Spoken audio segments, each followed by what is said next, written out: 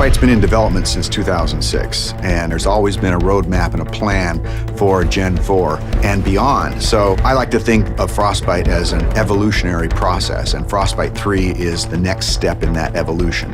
Frostbite 3 is a really powerful tool set. A gamer is going to experience a much more authentic, believable, and realistic-looking game.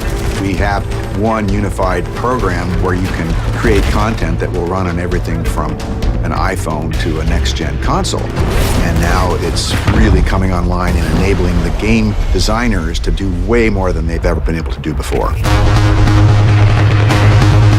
We spend significant effort on creating more dynamic and living environments. Before, they would have to go to a lot of work to make a tree feel like it swayed in the wind. Now we give them the tools to create the tree, and we let the game engine control how the wind affects that tree. Frostbite allows everything to work together. The waves on the beach, the wind blowing the whitecaps, even the clouds overhead all move consistently with the forces of nature. You might see an explosion go off, you'll see the trees nearby shake from the explosion. It's sort of subtle, but it creates this sense of seamless reality. So the large world coupled with a lot of people running around interacting with you really pays off in Battlefield 4.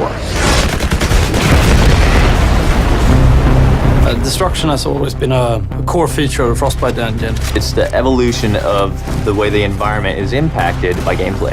Everything from the smallest spark colliding, but also gigantic chunks of debris that crumble when they impact the ground.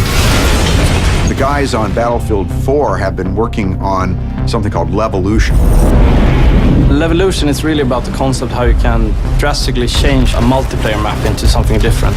It could be anything from a big building collapsing or to a dam breaking or anything really big game changer to the level.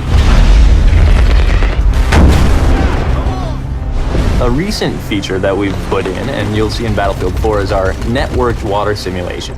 So what this means is all players will see the same wave in the same position at the same time. And this leads to some pretty exciting cat and mouse type of gameplay where you're ducking down and going up and you can kind of peek around as you drive in your boat.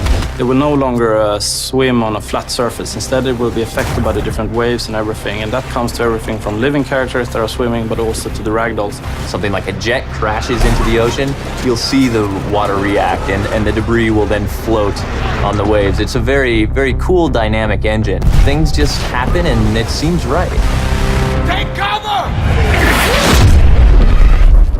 In Frostbite 3, we've made a priority of much more believable, emotionally believable characters. There's a whole slew of features in Frostbite that support that, and one of the most important is the way a person's eyes look. The way we render characters is better than ever before. We're doing subsurface scattered models. We have parallax animation in the iris. You'll notice it looks like a real eye. You'll back me up, right? Frostbite 3 is so much more powerful than any engine I ever used before. And it's not just the specific features and the framework, it's the fact that we're collaborating with other teams around the world.